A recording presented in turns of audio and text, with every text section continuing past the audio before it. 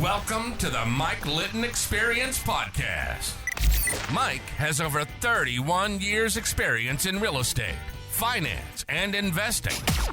He's passionate about being a father, a teacher, a realtor, an investor, and a leader. Everyone has a story, and our passion is to help them tell it. And now, introducing the host of the Mike Litton Experience, Mike Litton.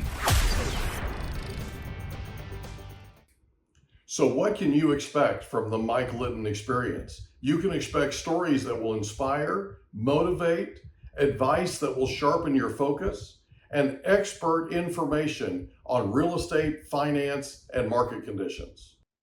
Dr. Lynn Anderson, thank you so much for being our guest on the Mike Litton Experience. I am super excited about our time together. I had a hard time sleeping last night. I'm a huge fan of yours. Well, I did some research and I'm a huge fan of yours. I absolutely love, and I told you this before we hit record, I love the way you go about helping people improve their lives. So I'm super excited for our time together. Thank you again for being here. And like we talked about before we hit record, everybody has a story, and our passion is to help them tell it. So with your permission, we'd love to start with where you were born, go all the way up to today, and then we want to talk about your new book that's out or that's coming out, and then anything else that you're working on, okay? Okay, sounds good. Well, much to many people's surprise, I grew up on a little island off the coast of Maine in a fishing village. Really? And yeah, and in that little Wow. fishing village, How cool. yeah, we had, when I was a child, I remember there was one telephone. It was a crank phone on the island, and Yeah. that's all we had. We had to go there, Not crank call everybody. phone, a crank phone. Crank phone, yeah. And then, of course, Crank as in manual operate, right? if you're old enough, you remember party lines Yeah. and, where there was 16 people on the Yeah. line and then 8. And then when you got a semi-private, it was really something. But Right. anyway, I grew up in that kind of environment. And we practiced a lot of folk medicine Mhm. because there wasn't a doctor on the island. So, my grandmother and my aunt, my mother all taught me how to make, tonics and tinctures or to use things from nature if you had a cut or whatever. And that's kind of how I grew up. So I grew up in a very, before we even had the word organic to use, Yeah. we were organic because we ate. If it came in on the boat, that's what we ate. If Yeah. it was on the island Holistic, and the it whole was in thing. season, that's what we ate. So Yeah. that was that was the beginning of my, sort of getting into it. And then, to fast forward, I found myself as a young single mother with 2 children. And I decided I had dropped out of college and I decided to go back to college. I thought, "Oh, no problem, I'll go back." Quite Sure. a struggle with 2 children. And, I went down the whole, every scholarship, grant, loan, welfare, whatever I could do to get myself through, because I felt that it was not only the best thing for me, but it would be the best thing for my children. Right. And at the end of it, I had what was called just a breakdown. It was an exhaustion breakdown because I had been working, going to school, and raising 2 kids, and it was just a total collapse. Yeah. And that's kind of where the story evolves from, because from that collapse, I kind of went back to my beginnings and said, I got to take care of the body, the mind, and the soul, or I'm not getting out of this.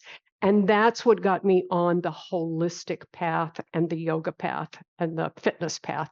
It's amazing how life sort of just slaps us upside the head, Yeah. and to your credit, a lot of times it does that to us and we don't pay attention, right? We just sort of ignore it and we move on. And you did so much in the way of pushing through. And then all of a sudden it's like, wow, right? You reach this point of exhaustion where there's just like nothing left in the tank. And all of a sudden you're like, you know what? If I'm going to take care of these babies, I got to take care of myself. We talk about this all the time on the podcast. There's a reason why when you're on a plane, they tell you when the oxygen masks drop, you put yours on first, and then you help your children or anybody else that needs help, because you got to take care of you first. And it's something I had to learn.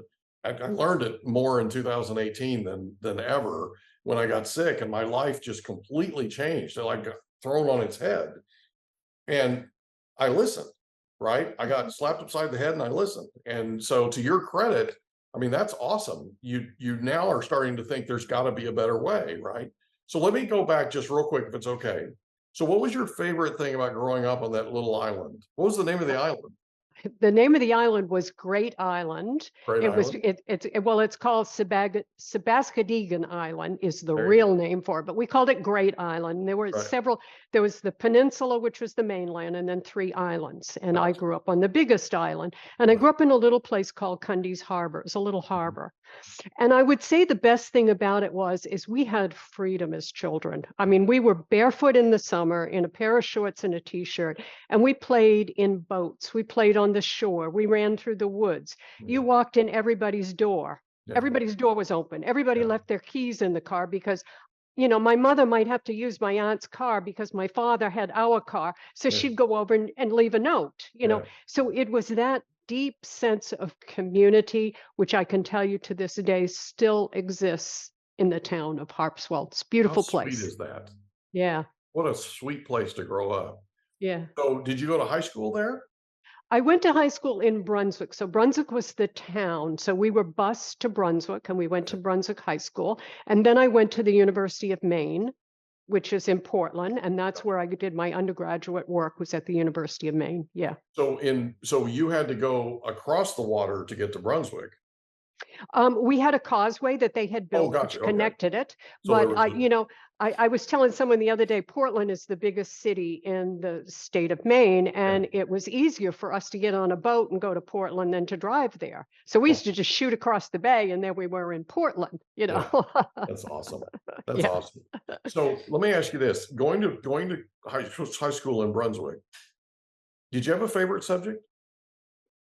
I was one of those really nerdy students who loved school, and Mm. I was like a straight A student. I was just, it came easy to me. Academics came really easy to me if I studied. I wasn't one of those people that couldn't study, but I enjoyed.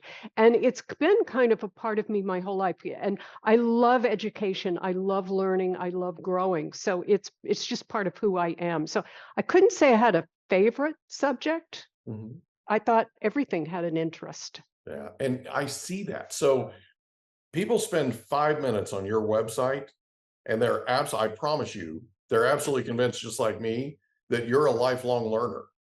Mhm. I mean, you really have been. Your entire life you've been learning and you've been preparing yourself for today. I love it. So in when you were growing up, who was the most influential person to you? Probably my grandmother. Okay. My grandmother lived nearby, and my grandmother kind of had all these ideas about potions and stuff like that. But she was one of those really loving people. So when you went to her house, you just were wrapped up in her arms and just, hugged, and you knew she really loved you. And Yeah. she was always like this positive person. She danced and sang and made us laugh. And that was that was all part of my growing up was my father was that way. He believed in a sense of humor. So that's how we grew up, Yeah. always laughing and having fun. Yeah, that's cool. My dad's the same way. So we go and spend time with him at Thanksgiving or Christmas or whatever, or his birthday the other day. We come away and our sides are hurting because he's Yes. just a crack up. He's so funny. And it's Hmm. that dry wit humor, it's just, I love it. Yep. I'm sorry, where'd you go to college? University of Maine. University of Maine. And your major was? My major was communication. I love it. That's awesome. Yeah. You're Yeah. so articulate. I love it. So so your major is communication and you end up dropping out like you said, right? And then you Well, I go ahead. started and then I dropped out and got married and had children way too young in Yeah, life. yeah. Found myself divorced and then went back to finish my education. I had three years I had to finish. Wow. So did you do that at night in night school? Did you go to school during the day? I did it full time, and then I had a part-time bartending job. When the children would go see their father, I would be bartending, so I had money. So Yeah. yeah, it was full time. I just jumped in and said, if I'm going to do this, I got to get this done, So you never and stopped. never stopped. I just kept going and going and going, and I've been educating myself my whole life, Sure. and even now, I have to be recertified every year in all of my Mhm. degrees and all this stuff I have.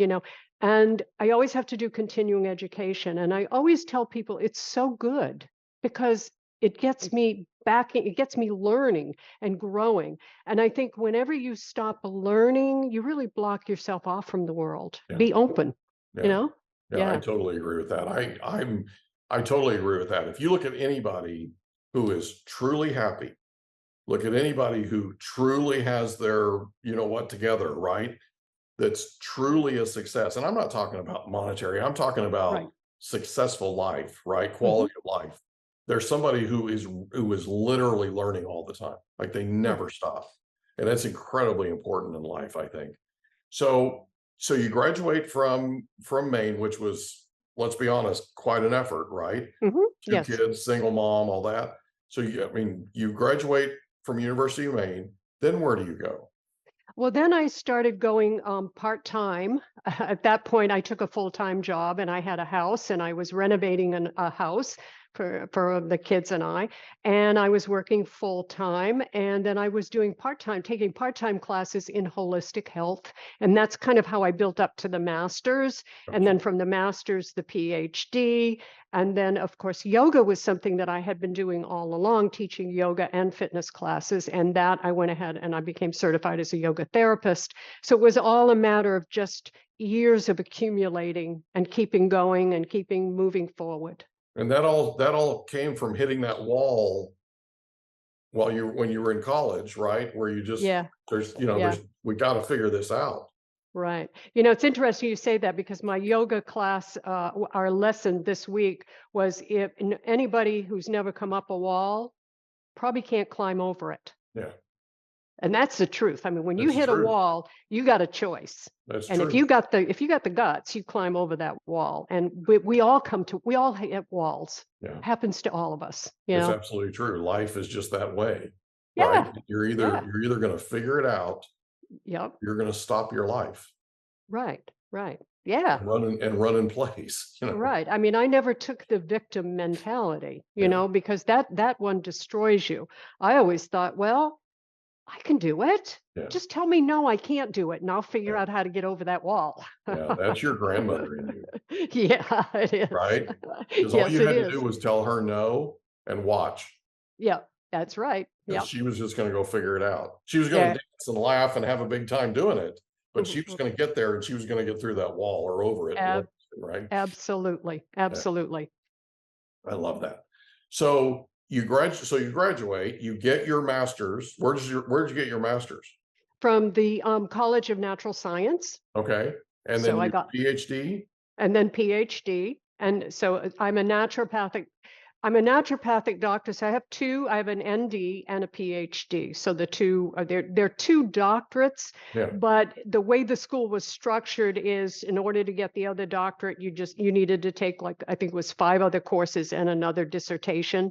right. So it was like, oh, okay, I'll do it. Yeah. Well, I mean, with your work ethic, Yeah, bring it on, right? yeah, yeah, yeah. I love the way you look at life. I love the way you look at life.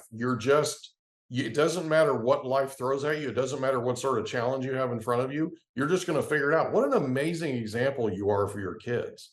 Oh, thank you very much. I appreciate that. And my grandchildren. I Yeah, have and your three, grandchildren. three, three grandchildren. And Yeah, I try, and it's interesting because my grandchildren, I have very good relationship with all of them. And I can see how much that influence and how much that helps them. And we don't realize, because when you're parenting, you're so busy parenting, yeah, but that grandparent relationship like I had with my grandmother, that's a really important part of a human's development. yeah. It Yeah. really is. The single most important or influential person in my life growing up was my grandfather, Yeah. my Yeah. maternal grandfather. And, you know, he and my grandmother practically raised me. Mm. And I use things every single day that I learned from him every day. It's Yeah. incredible. I mean, and this is a man that had an eighth grade education. Yes. But My you know what's grandmother, interesting? my grandmother, same thing. He was incredibly successful Yeah. and he never stopped learning. Yeah. He learned every single day and he was curious until the day he died. I mean, he was constantly asking questions. I mean, it was so refreshing. And he was the perfect example to learn from and to grow up in the shadow of, you know? So, Absolutely. and when Absolutely. if people discount the impact that they have as a grandparent, I hope they listen to you, because it really is amazing, absolutely amazing. Because like my parents were busy parenting, right? They were busy trying to keep up with me, bless their Yeah. hearts, right? I mean, there are a lot of people that know me really well that are surprised my parents survived my childhood. Yeah. They're surprised I survived too, but I can be a little bit of a handful, just a Mhm. little, just a little. I can Right? imagine that. Yeah, you know. So my daughter came to work with me about 2 months ago, and she was with me for an hour and a half, a whole hour and a half. And she went to my mother, or to my wife, and she said, "Mom, I think the top of my head's going to blow off." And she goes, "Why?" And she goes, "Dad's a lot, Mom. He's a Yeah. lot." And my wife, who I've been married to now for 30 years, is like, "Yes, honey, I know." Yeah. Good Oh my response. goodness, right? Yeah. So, okay. So you get your ND and your PhD. What an amazing accomplishment. So, and your master's, right? And so now, once you have those, where do you go from there? Well, to start a private practice, it's like, well, what do you do? So Yeah. what I did was I started lecturing Okay. everywhere I could. I started lecturing around the country for fitness and health organizations. I was living in Los Angeles at the time, so I was lecturing at the Hollywood. There's a whole thing where they have a Hollywood lecture thing. I would go there. I Mhm. started teaching yoga classes, and I would teach yoga, and the yoga students would become my clients, and my clients would become my yoga students. And so I built up this whole little network. I love it. Um, and I won't say it was easy and that I did it overnight, but it was every day getting up and working and moving forward and moving forward. And eventually it built up, and that's where I ended up.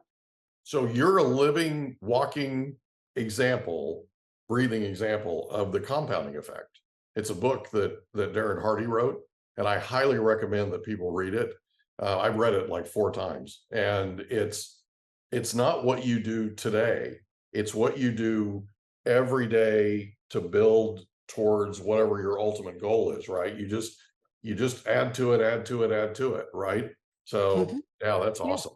I love it. Well, it's called persistency and consistency. And those are two of the blocks of the formula of success. Because if you can't get up every day with a desire, with a plan, and then work it, you're Right. not going to get anywhere. Yeah, But I if you agree with that. have a deep desire in you to get somewhere and to do something, and you are flexible enough to adjust your plan, but you just keep going at it, no matter how many times they knock you down, get back up again, Yeah, right? I love it. That's awesome. I hope people are listening to this, and I know they are. I know, I promise you, you're inspiring and motivating people as we speak. Oh, that's So, wonderful. so what was it that propelled you? So, oh, let me back up. Okay, so you start your practice, you're building your practice up. What's the number one most important thing that you learned building that practice? I learned that people really didn't understand holistic medicine at the time. And we're going back, we got to go back a lot of years. Yeah. And I was considered a quack by the traditional medical community because we were considered. So if we were talking about aromatherapy and herbs and light and color and even nutrition was considered quackery at that time because there was Yeah. very little science, behind it. And Mhm. yet as a naturopath, that's the basis of what we learned. It was the Oh, yeah. science of nutrition. So what I learned was that there were people were hungry for this, Mhm. and people would come to me, and when they come to work with a naturopath, our philosophy is you are body, mind, and soul. Mhm. And I have to work and balance out all three to create perfect health. If I just take care of the nutritional part of you and I'm not working on your mind or your soul, then we're out of balance. Yeah, we're And going so I backwards. Yeah. yeah, we're going backwards. So I think it was that so many people embraced it, and so many people were like, "Wow, how can I live, in a natural life and not put all these drugs and stuff in my body and traditional medicine." So I think that was really kind of an eye opener to me. And I would say today the biggest thing that for me is that I go on the internet and everything that I was doing, and I was kind of had to hide a little bit, had to be careful what I said and where I went, is now out there everywhere. So Yeah. that's great. We've made progress. We've Yeah. made great Well, progress. we've made progress because of you, Well, people like right? me, Well, you know, but here's what happens, right? You start off doing what you're doing, and people think you're a quack, and they call you that, and all that kind of thing, right? And you have two options. One is you can charge through, which is again back to your grandmother, right? mhm, You charge through, or you just shrink down. It's like this wall thing, right? You just decide that you're not gonna, you can't take the heat. You're gonna get out of the kitchen. The thing is, that's not how you're built, and you know what the truth is. mhm, That's the beautiful thing about this. And so you just keep going. You just keep charging forward, even though you're getting all kinds of hate, all kinds of shade, all kinds of things from people. You just keep charging forward. And what happens is, because you charge forward, people respect that, and they look at you and they go, okay, she's got to be onto something. Then they try it. Right? Then they try it, and then they figure out that there's actually results here, and that the results are so impactful and world changing for them that now they're shouting it from the rooftops. mhm. Yeah. That's what I'm getting at.